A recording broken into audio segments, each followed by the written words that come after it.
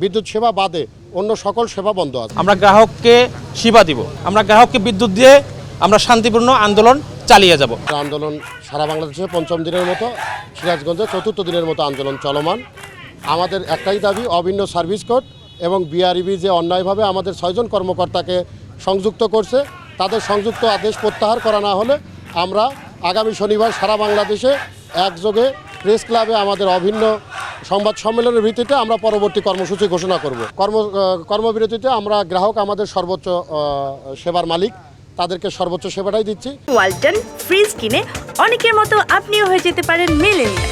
সেরা পণ্যের সেরা অফার। বিদ্যুৎ সেবা বাদে অন্য সকল সেবা বন্ধ আছে।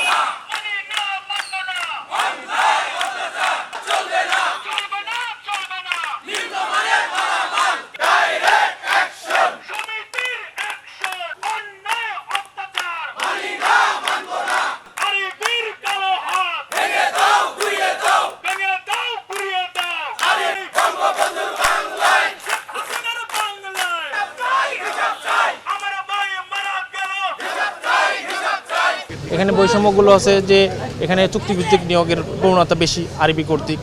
তারপরে হলো বেতন, যে কোনো ধরনের সুবিধা যেগুলো দেওয়া হচ্ছে সেখান থেকে আরবি 100% নিচ্ছে, আমাদেরকে দেওয়া হচ্ছে না।